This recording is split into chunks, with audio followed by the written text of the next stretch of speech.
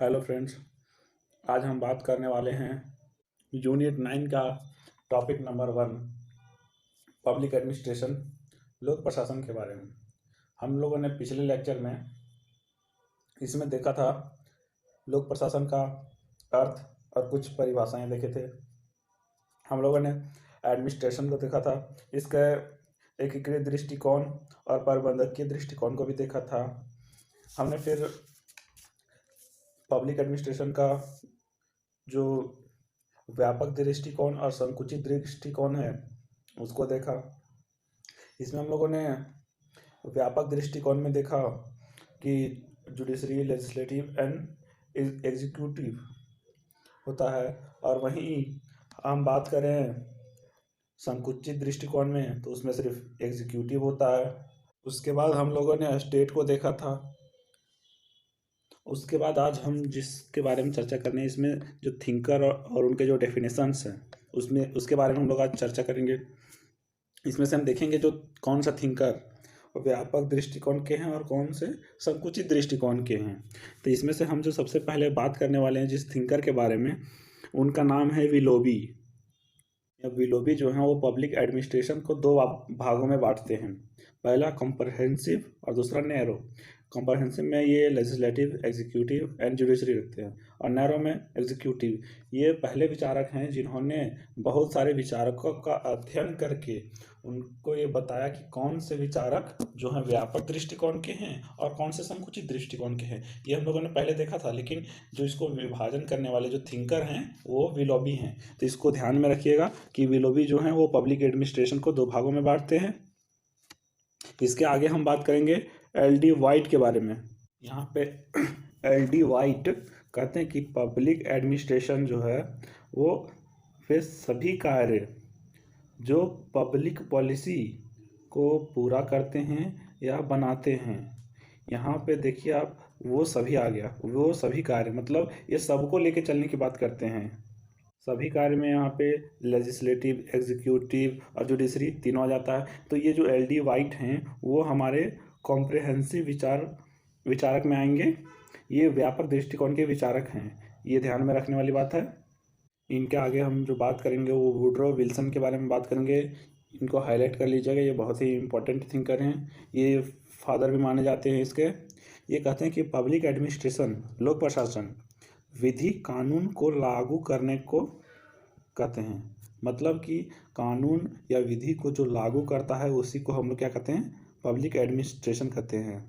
Law को enforcement करने वाली बात करते हैं, लागू करने की बात करते हैं। तो ये कैसा लागू, जो कानून विधि जो लागू होता है वो कौन करता है, एग्जीक्यूटिव करता है। तो ये सिर्फ एग्जीक्यूटिव की बात कर रहे हैं, तो ये कैसे विचारक हो जाएंगे, नैरो अप्रोच के विचारक हो जाएंगे, ये संकुचित दृष्टिकोण वाले विचारक हो जाएंगे। यहाँ पे आगे हम जो बात करेंगे वो लूथर गुलिक के बारे में बात करेंगे। लूथर गुलिक जो है वो इनके लास्ट नाम गुलिक से ज़्यादा जाना जाता है इनको। ये पब्लिक एडमिनिस्ट्रेशन के बारे में कहते हैं कि साइंस ऑफ एडमिनिस्ट्रेशन, कहते हैं कि पब्लिक एडमिनिस्ट्रेशन जो है वो साइंस ऑफ एडमिनिस्ट्रेशन है, मतलब प्रशासन का विज्ञान है। और कहते हैं कि मैनली एसोसिएटेड विथ एग्जीक्यूटिव, मतलब ये मुख्य रूप से किससे जुड़ा हुआ है, कार्यपालिका से जुड़ा हुआ है। तो सिर्फ इसमें एग्जीक्यूटिव की बात होगी तो ये कैसे विचारक हो जाएंगे, नैरो अप्रोच के, मतलब संकुचित विचार के हो जाएंगे ये। आगे हम जिस थिंकर के बारे में बात करेंगे उनका नाम है फिफ्नर। यहाँ पे जो फिफ्नर है वो कहते हैं कि पब्लिक एडमिनिस्ट्रेशन सरकार का काम करना को ही पब्लिक एडमिनिस्ट्रेशन कहते हैं, मतलब to do the task of government. ये कहते हैं कि इसमें ये एग्जांपल देते हैं कि एक्सरे करना, कॉइनिंग करना, मतलब सिक्के बनाना, सिक्के ढालना, एग्जांपल देते हैं। ये काम जो है वो सरकार का है। ये कहते हैं सरकार का काम में क्या क्या आ जाता है, लेजिस्लेटिव का भी काम आ जाता है, एग्जीक्यूटिव का भी काम आ जाता है और जुडिशरी का भी काम आ जाता है। मतलब ये जो विचारक हैं वो कहते हैं कि सरकार का जो काम करना है उसी को हम लोग पब्लिक एडमिनिस्ट्रेशन कहते हैं। तो ये कैसे भी विचारक हो जाएंगे, ये व्यापक दृष्टिकोण के विचारक हो जाएंगे। यहाँ पे हमारा जो नेक्स्ट थिंकर हैं वो हर्बर्ट साइमन हैं। हर्बर्ट साइमन कहते हैं कि जो पब्लिक एडमिनिस्ट्रेशन है उसका जो सीधा सीधा रिलेशन है वो ओनली एग्जीक्यूटिव से है, कार्यपालिका से है। ये जो पहले थिंकर हैं जिन्होंने एग्जीक्यूटिव को भी 3 भागों में बांटा है, वो केंद्र का हो, राज्य का हो या स्थानीय हो, जो ये पब्लिक एडमिनिस्ट्रेशन को बांटते हैं, ये कहते हैं कि जो पब्लिक एडमिनिस्ट्रेशन का जो रिलेशन है वो कार्यपालिका से है, चाहे वो कार्यपालिका केंद्र की हो, राज्य की हो या स्थानीय हो। तो यहाँ पे ये जो थिंकर हैं वो सिर्फ और सिर्फ कार्यपालिका एग्जीक्यूटिव की बात करते हैं। तो ये कैसे विचारक हो जाएंगे? नैरो अप्रोच के, मतलब संकुचित दृष्टिकोण के विचारक हो जाएंगे ये। हमारा जो नेक्स्ट थिंकर है वो ड्विट वोल्डो, इसमें जो इसका लास्ट नाम है उससे जाना जाता है इसको अधिकतर वोल्डो के नाम से, तो ये नाम ध्यान में रखिएगा। यहाँ पे ये कहता है कि जो पब्लिक एडमिनिस्ट्रेशन है वो कलेक्टिव ह्यूमन एफर्ट है, मतलब कि ये सामूहिक मानवीय प्रयास की बात करता है, मतलब सबको साथ लेके चलने की बात करता है। तो ये कैसा अप्रोच हो जाएगा इसका? कलेक्टिव, ये व्यापक दृष्टिकोण का है, मतलब सबकी बात कर रहा है, सबके साथ लेके चलने की बात कर रहा है। तो ये कलेक्टिव मतलब जो व्यापक दृष्टिकोण का कॉम्प्रिहेंसिव विचारक में आ जाएगा ये। यहाँ पे जो हमारे पब्लिक एडमिनिस्ट्रेशन के जो थिंकर हैं वो हमारे ख़त्म हुए। इसके आगे जो हम बात करेंगे वो बात करेंगे डेवलपमेंट ऑफ पब्लिक एडमिनिस्ट्रेशन। इसका जो विकास हुआ वो कैसे हुआ उसके बारे में जानेंगे। इसको हम लोग 3 स्टेज में बांटेंगे। पहला 1788, दूसरा 1812 और 1887 टू प्रेजेंट। ये जो पब्लिक एडमिनिस्ट्रेशन है वो 136 साल का इसका इतिहास है, लेकिन जो हमारा पॉलिटिकल साइंस है वो लगभग 2500 साल पुराना है। तो इसमें इसका जो बहुत कम टाइम में हम लोग इसको पब्लिक एडमिनिस्ट्रेशन को देखेंगे। 136 साल का ही है ये पब्लिक एडमिनिस्ट्रेशन। तो चलिए शुरू करते हैं डेवलपमेंट ऑफ पब्लिक एडमिनिस्ट्रेशन को। तो यहाँ तक जो वीडियो देख रहे हैं वो लाइक करें, और जो इस चैनल पे नए हैं वो चैनल को सब्सक्राइब करें। चलिए आगे शुरू करते हैं। यहाँ पे 1788 की बात करें तो यहाँ पे जो ध्यान रखने वाली बात है वो है द फेडरलिज्म। द फेडरलिस्ट के नाम से एक डॉक्यूमेंट पब्लिश हुआ, दस्तावेज एक पब्लिश हुआ। ये जो द फेडरलिस्ट पब्लिश हुआ ये 28 मई 1788 को पब्लिश हुआ, और इसमें क्या थे? 85 आर्टिकल्स एंड एसेज, यानी लेख और निबंध थे। ये जो 85 हैं इसमें से जो 72वां मतलब 72 आर्टिकल्स है वो बहुत ही इम्पोर्टेंट है। इस आर्टिकल को जो लिखा था वो अलेक्जेंडर हैमिल्टन ने लिखा था। ये जो अलेक्जेंडर हैमिल्टन है इन्होंने फर्स्ट टाइम पब्लिक एडमिनिस्ट्रेशन शब्द का प्रयोग किया था। और ये अलेक्जेंडर हैमिल्टन जो हैं वो कोई छोटे मोटे शख्स नहीं थे, ये यूएसए के फर्स्ट वित्त मंत्री थे। अब यहाँ पे हम दूसरे नंबर की बात करते हैं तो वो 1812 की बात करते हैं। तो यहाँ पे जो थिंकर का नाम लिखिएगा वो चार्ल्स जिंग बॉनिन। ये बहुत ही इम्पोर्टेंट है, एग्जाम में पूछने वाला सवाल है। ये कहाँ के थे? ये फ्रांस के थे। इन्होंने एक बुक लिखी प्रिंसिपल्स ऑफ एडमिनिस्ट्रेशन।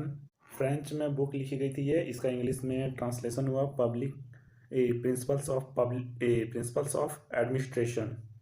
यहाँ पे जो इन्होंने प्रिंसिपल्स ऑफ एडमिनिस्ट्रेशन बुक लिखी, यह जो बुक है वो फर्स्ट बुक बन गई पब्लिक एडमिनिस्ट्रेशन की। जो फर्स्ट बुक लिखी गई थी वो किसके द्वारा लिखी गई थी? चार्ल्स जीन बॉनिन के द्वारा लिखी गई थी फर्स्ट बुक पब्लिक एडमिनिस्ट्रेशन की। ये बहुत ही इंपॉर्टेंट है, इसको अच्छे से लिख के हाईलाइट कर लीजिएगा। यहाँ तक जो है वो सिर्फ पब्लिक एडमिनिस्ट्रेशन का जो है शुरुआत हुआ था, उस पब्लिक एडमिनिस्ट्रेशन शब्द आया था। अब इसके बाद जो हम आगे देखेंगे 1887 टू प्रेजेंट, इसमें जो देखेंगे वो मेनली देखेंगे इसका डेवलपमेंट के बारे में कि इसका कैसे विकास हुआ। तो हम लोग देखते हैं stage of the development of public administration. इसको हम लोग 5 स्टेज में देखेंगे। फर्स्ट स्टेज जो है वो 1887 टू 1926। यहाँ पे सेकेंड स्टेज की बात करें तो वो 1927 to 1937। Third stage 1938 to 1946। Fourth stage 1947 to 1970। और यहाँ पे जो हम बात करेंगे फिफ्थ स्टेज की वो 1971 टू प्रेजेंट की बात करेंगे। तो यहाँ पे जो है कुछ लोगों ने जो है वो इसको ये जो 1971 के बाद इसको दो भागों में बांट दिया। यहाँ पे कुछ लोग जो है 1971 टू 1991 कर दिए हैं और 1992 टू प्रेजेंट कर दिए हैं। तो इसको हम लोग नहीं इसको ध्यान में नहीं रखना है। ये हम लोग जो बात करेंगे मेनली वो 1971 से प्रेजेंट की बात करेंगे, और ये जो दो भागों में इसको बांटा गया है इसको भी हम लोग देखेंगे, इसके बारे में भी आपको हम बता देंगे। हम यहाँ पे जो है ये 5 स्टेज जो है इसको ऊपर से जान लेंगे कि ये 5 स्टेज में हम लोग देखेंगे क्या। तो यहाँ पे हम बात करेंगे वुड्रो विल्सन के बारे में। वुड्रो विल्सन और एक हम नाम बोले थे वोल्डो, वो कहते हैं कि जो वुड्रो विल्सन हैं वो इसके फादर हैं। वुड्रो विल्सन एक राजनीतिक सिद्धांत मतलब इसके विचारक के साथ साथ वो यूएसए के प्रेसिडेंट भी थे। तो यहाँ पे जो वुड्रो विल्सन है, वुड्रो विल्सन ने एक आर्टिकल लिखा था, एक लेटर लिखा था। वुड्रो विल्सन ने अपने लेटर में ये एस्टैब्लिश करने की कोशिश की थी कि संविधान को बनाना और राजनीति दोनों अलग अलग चीज़ है। जैसे हमारे देश का संविधान को बनने में 2 साल 11 महीना और 18 दिन लग गया, लेकिन इसको लागू करने का जो कार्य है वो अभी तक चल रहा है। तो यहीं पे वुड्रो विल्सन कहते हैं कि इम्पोर्टेंट काम जो है वो कानून बनाना नहीं है, उसको इम्प्लीमेंट करना, उसको लागू करना है। यहाँ पे जो है वो पब्लिक एडमिनिस्ट्रेशन को पॉलिटिकल साइंस से अलग करने की बात चलती है। यहाँ पे जो 1887 टू 1926 में फर्स्ट टाइम जो है इसको अलग सब्जेक्ट बनाने की बात चलती है। वुड्रो विल्सन ने उसमें कहा था कि जो प्रशासन है वो अपने आप में एक अलग टास्क है, उसको राजनीति में शामिल मत कीजिए। और इसका मतलब पब्लिक एडमिनिस्ट्रेशन का जो सब्जेक्ट कब तैयार हुआ, फर्स्ट स्टेज में। अब इसके सेकंड स्टेज में बात करें हम 1927 टू 1937, तो यहाँ पे जो है कोई भी अगर सब्जेक्ट बनेगा तो उसमें सिद्धांत लाने की बात होगी, उसमें सिद्धांत की बात होगी। तो यहाँ पे जो है वो इसके सिद्धांतों का जो है विकास होना शुरू हुआ। जैसे कि आप देखिए पॉलिटिकल साइंस में क्या था, पहले पॉलिटिकल थी, राजनीतिक सिद्धांत था, ये शास्त्रीय राजनीति था। इसको फिर पॉलिटिकल साइंस बनाने की बात करने लगे। इसको पहले इसमें बिहेवियरलिज्म आया, फिर पोस्ट बिहेवियरलिज्म आया। तो उसी तरह से इसको भी एक ऐसा सब्जेक्ट बनाने की बात होने लगी कि ये ग्लोबली पूरा सभी जगह एक समान हो। इसको साइंटिफिकली बनाने की कोशिश की गई कि इसको ऐसे बना दो कि पूरी दुनिया में जो है लागू हो और हम लोग कहें क्या जीवा क्या सब्जेक्ट है।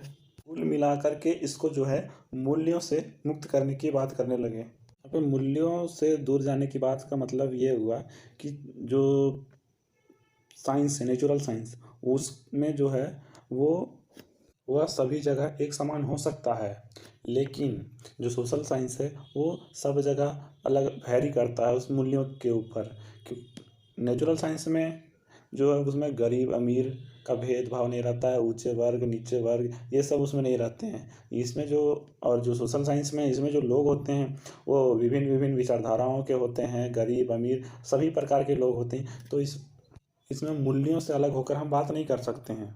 यहाँ पे इसके प्रिंसिपल्स का जो विकास हुआ जो ये 10 साल हुआ, और इसके बाद जो थर्ड स्टेज में है वो 1938 टू 1946। इसमें जो हैं वो जो थिंकर हैं वो जो पहले सिद्धांतों के विकास की बात करते थे, ये लोग जो हैं उनके सिद्धांतों को गलत साबित करने लगे कि ये जो तुम्हारा जो सिद्धांत है वो किसी काम का नहीं है, वो ऐसा हो नहीं सकता, वो गलत करते गए।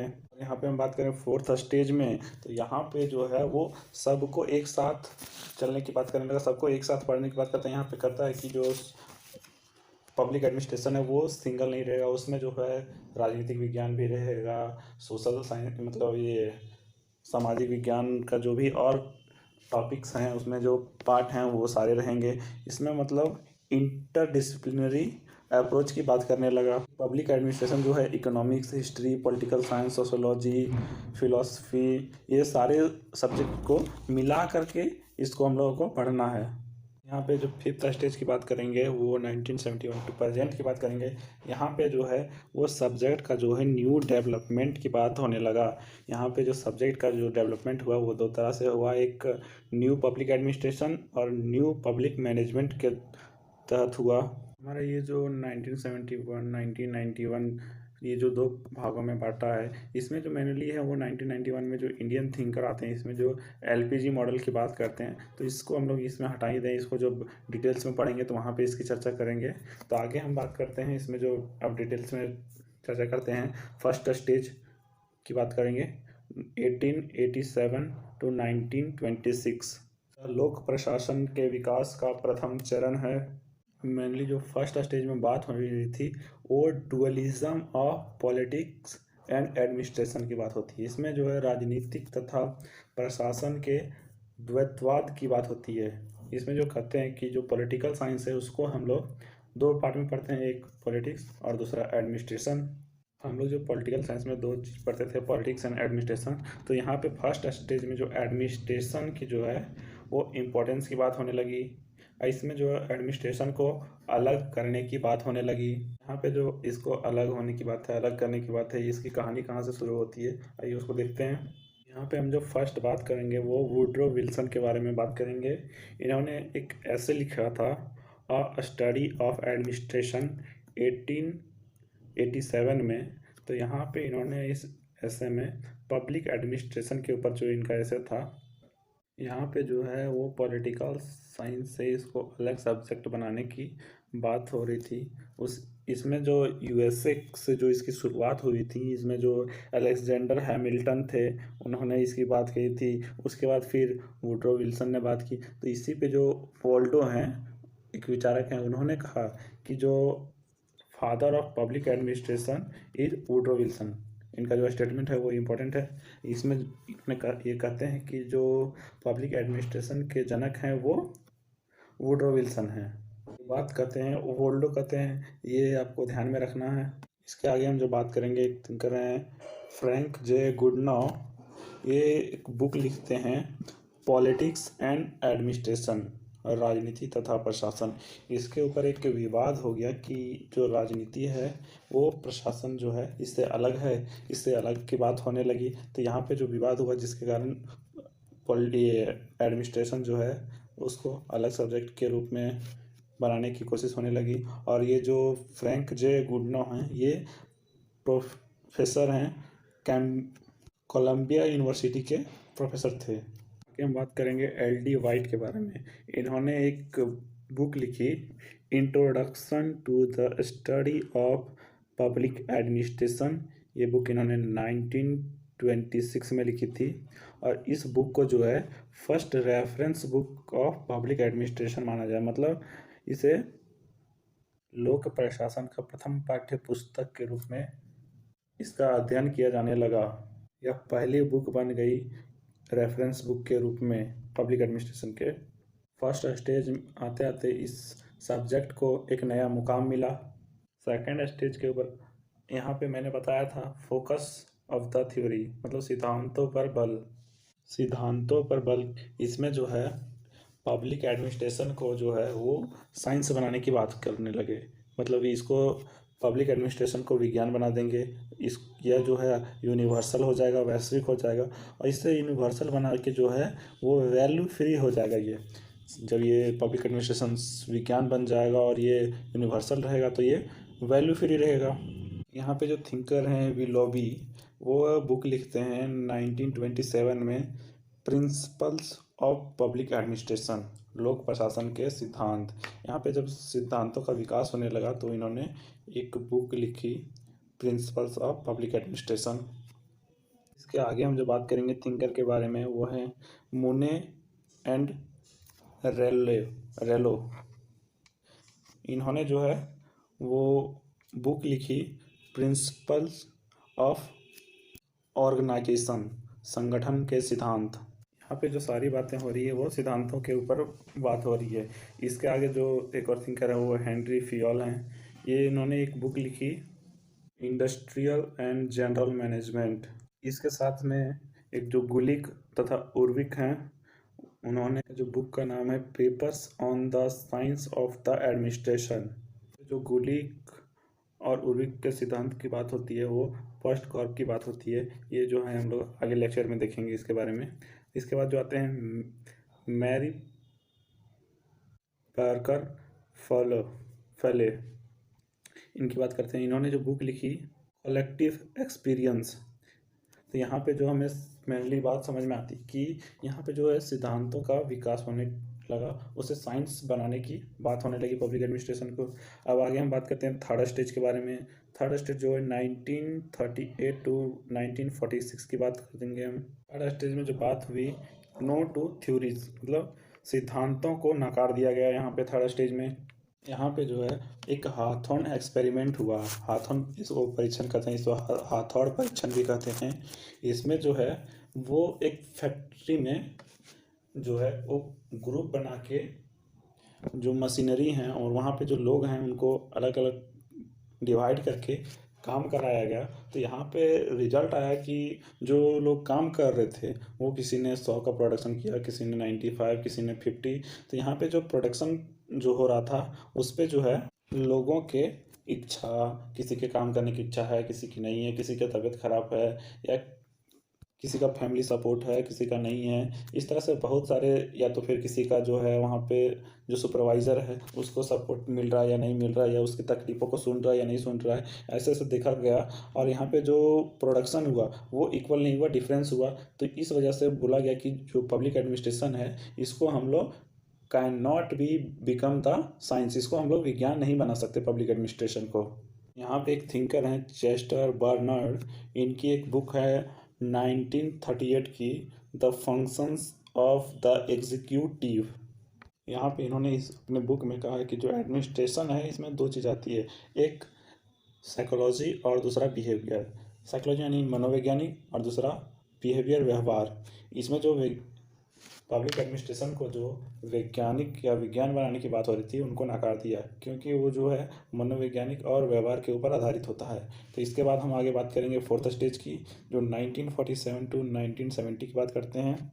फोर्थ स्टेज में इंटरडिसिप्लिनरी स्टडी की बात होने लगी, मतलब अंत अनुशासनात्मक अध्ययन की बात होने लगी। मतलब पब्लिक एडमिनिस्ट्रेशन को जो है उस विषय के साथ साथ में आपको economics, history, political science, sociology, psychology, philosophy, मतलब ये सारे का अध्ययन, मिश्रित अध्ययन करना पड़ेगा। आप पब्लिक एडमिनिस्ट्रेशन को इनसे अलग नहीं कर सकते, इनसे आप अलग अध्ययन नहीं कर सकते, उसको सेपरेट नहीं कर सकते, उसको क्वारंटाइन नहीं कर सकते।